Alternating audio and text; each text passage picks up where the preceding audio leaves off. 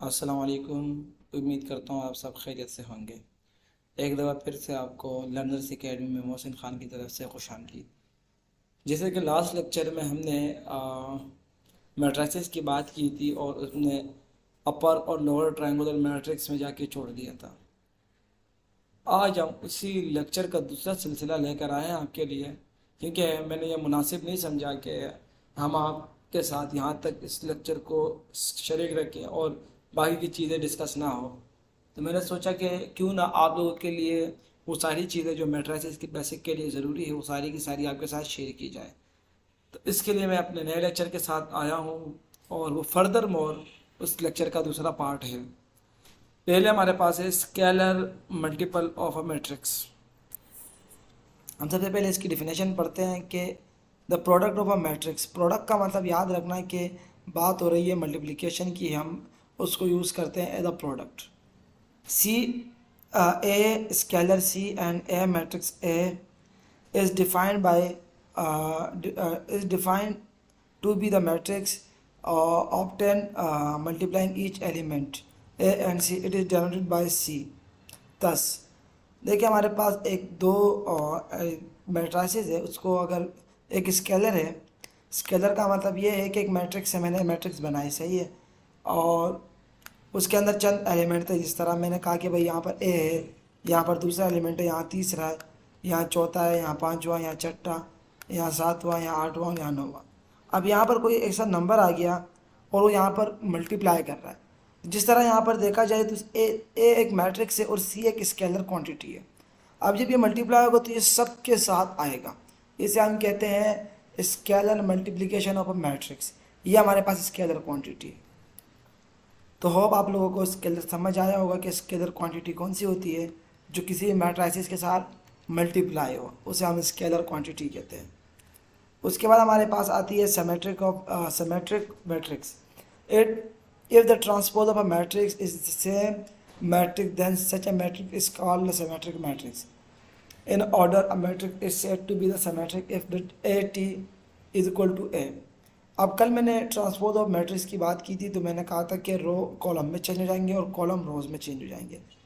जिस तरह मेरे पास ये मैट्रिक्स है 1 2 3 और 2 3, अगर मैं इसको रो में कन्वर्ट करूँगा तो आपको मालूम है कि यहाँ यहाँ सेम एलिमेंट होने चाहिए, ये याद रखना, और एक ये लास्ट वाला एलिमेंट इसके साथ सेम होना चाहिए।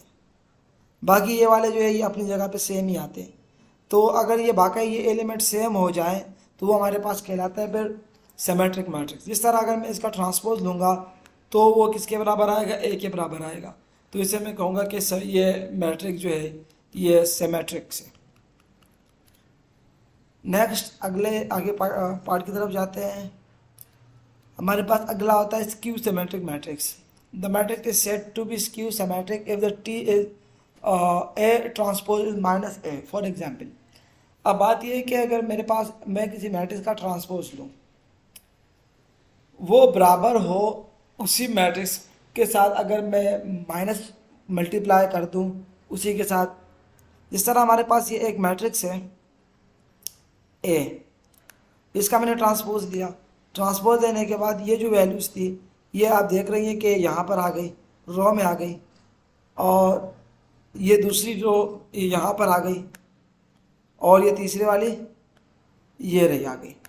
अब जब मैं इसे माइनस मल्टीप्लाई करूँगा, माइनस के मल्टीप्लाई होने पे ये होगा कि मेरे पास ये दो माइनस में हो जाएंगे, और ये दो जो वैल्यूज़ है, अच्छा ये ट्रांसफर देने के बाद हमारे पास वैल्यूज़ आई, तो जब मैं इसको मल्टीप्लाई करूँगा तो ये मेरे पास वापस से क्या हो जाएगा, पहले की तरह आ जाएगा। तो इसे हम कहते हैं कि ये हमारे पास क्या है, स्क्यू सिमेट्रिक मैट्रिक्स है। जिस तरह अब यहाँ पर जब मैंने इसके साथ माइनस मल्टीप्लाई किया ए के साथ, तो ये माइनस का हो गया, ये भी माइनस का हो गया। अब देखें ये दोनों माइनस के थे, ये दोनों प्लस के हो गए माइनस मल्टीप्लाई करने पे। ये दोनों प्लस के थे, ये दोनों माइनस के हो गए। ये दोनों यहाँ पर माइनस के हैं तो ये दोनों यहाँ पर क्या हो गए, प्लस के हो गए। लेकिन यहाँ पर मिस्टेक बाय मिस्टेक माइनस लिख लिया गया है, सही है।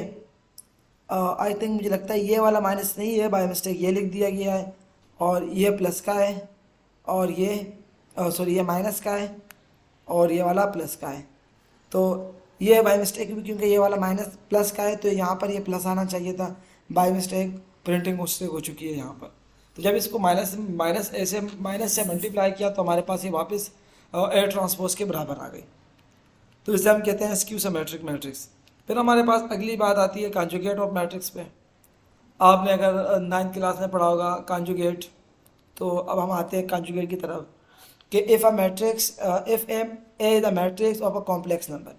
बात याद रखना कि जब भी कॉन्जुगेट की बात होगी तो हम यहाँ पर कॉम्प्लेक्स नंबर की बात करेंगे। Then the matrix obtained by replacing the element of A with their complex conjugate is called the conjugate of the matrix A is denoted by A bar. Conjugate जब भी हम रिप्रेजेंट करते हैं उसे हम ए बार से रिप्रेजेंट करते हैं, और उसमें अगर हमारे पास कॉम्प्लेक्स नंबर हो तब हम करते हैं, अदरवाइज हम नहीं करते। अब हम हैमिल्टन मैट्रिक्स में इसको यूज़ करेंगे तो आपको इसकी और यूजेज का पता अंदाज़ा हो जाएगा। ये बड़ा इंपॉर्टेंट सवाल है। हमारे पास अगला सवाल है हैमिल्टन मैट्रिक्स। ये एक स्क्वायर मैट्रिक्स होती है ए, और इसे हम हैमिल्टन मैट्रिक्स कहते हैं कि जब इसके ऊपर कॉन्जुगेट भी आ जाए और ट्रांसपोज आ जाए और वो बराबर हो ए के। इस तरह मैंने 2 देर पहले कॉम्प्लेक्स नंबर की बात की, तो यहाँ पर ये कॉम्प्लेक्स नंबर आ चुके हैं कि 2 + आयोटा 3 - आयोटा और ये आयोटा वाले। अब जब कॉन्जुगेट इन पे आएगा तो इससे ये होगा कि जो इमेजिनरी नंबर है इनके साइन चेंज हो जाएंगे, इनके साइन पे फ़र्क पड़ेगा, बाकी हमारे पास मैट्रिसेस जो है वो वैसे का वैसे ही ट्रांसपोज होता जाएगा। जिस तरह ये मेरे पास इस तरह था, इसको अगर मैं यहाँ पे शिफ्ट करूँगा तो ट्रांसपोज की वजह से यहाँ पर जो प्लस का 2 + आयोटा इसकी साइन चेंज हो जाएगी। ये याद रखना कि जब भी मैं ट्रांसपोज की साइन यूज़ करूँगा 2 + आयोटा, तो जब इसके ऊपर कॉन्जुगेट आएगा तो मैं और कुछ नहीं करूँगा, मैं ये वाली साइन चेंज कर दूँगा, इसको मैं क्या कर दूँगा 2 - आयोटा कर दूँगा। तो कॉन्जुगेट में सिर्फ इमेजिनरी नंबर वाली साइन चेंज होती है, बाकी सारी सेम रहती है। तो अगर हमारे पास ए कॉन्जुगेट और ट्रांसपोज इक्वल टू ए आ जाए तो हम उसे हैमिल्टन मैट्रिक्स कहते हैं। इसके बाद हमारे पास आती है skew Hamilton matrix.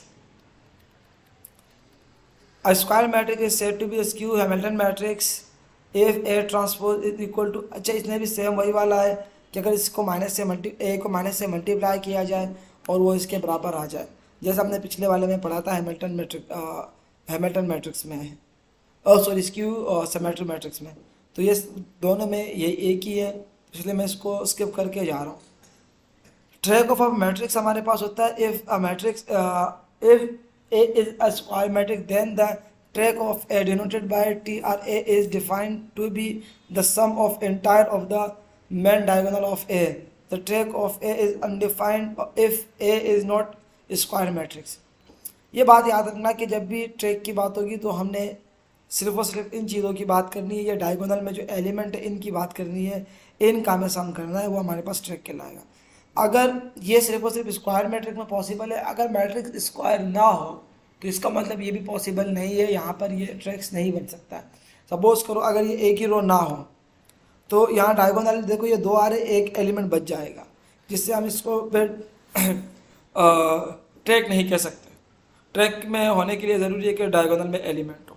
A11 A22 A33 जो हमने नीचे दिया हुआ है इसको सम करना। जिस तरह यहाँ पर एक मैट्रिक्स से कह रहा है कि find the track of matrices. देखिए मेरे पास -1 5 7 और 8, हमें सिर्फ इनका सम चाहिए, बस इन सबको सम करूँगा तो 19 आ जाएगा। ये जो इनके साथ साइन होगी ऑफिशियली हम उन्हीं को लेंगे। इस तरह माइनस यहाँ पर 1 है और बाकी सारे प्लस के हैं, तो हम ऑफिशियली वही साइन चूज़ करेंगे जो यहाँ पर इनके साथ मौजूद है। अब addition of a matrix, addition तो आपको मालूम है कि हमारे पास पहला एलिमेंट जो फर्स्ट रो के साथ ऐड, फर्स्ट रो के फर्स्ट एलिमेंट के साथ ऐड होगा, लेकिन यहाँ पे डिफिनेशन लिखा हुआ है तो मैं वो भी पढ़ देता हूँ। In the section we shall be concern with the sum matrix operation and their algebraic properties, particularly the addition, subtraction and multiplication of matrices are discussed in this section. Addition of matrix, the sum or addition of two matrices of the same order is matrices obtained adding the corresponding element of the given matrices. In other word, if AIGM B MN are matrices, then their sum is a matrices C where the sum of matrices A B denoted by A plus B. एक बात याद रखना कि जब भी हम सम करेंगे तो वो सेम ऑर्डर की मैट्रिसेस होनी चाहिए दोनों। अगर सेम ऑर्डर नहीं होगा तो वो ऐड भी नहीं होगी, सब्ट्रैक्ट भी नहीं होगी। ये याद रखना कि उनकी ऑर्डर सेम होना चाहिए। कल हमने ऑर्डर की बात की थी और उसे हम डिनोट करेंगे ए प्लस बी, जो हमारे पास यहाँ पर मेंशन है, हम उसको ए प्लस बी लिखेंगे। इसके अलावा हमारे पास difference of a matrix, difference जो है वो हम माइनस को कहते हैं, तो उसका भी सेम तरीका है कि हमारे पास मैट्रिसेस क्या होना चाहिए, वो इक्वल होने चाहिए, सॉरी ऑर्डर इक्वल होना चाहिए। और एडिटिव इन्वर्स हमारे पास उसी मैट्रिसेस को हम अगर माइनस की साइन से मल्टीप्लाई कर दें तो वो हमारे पास एडिटिव इन्वर्स कहलाता है। यहाँ तक हम आके अपना लेक्चर हम वाइंड अप कर रहे हैं। इंशाल्लाह फिर आपके साथ नेक्स्ट लेक्चर में मिलेंगे। तब तक के लिए इतना ही काफ़ी है। अल्लाह हाफिज़।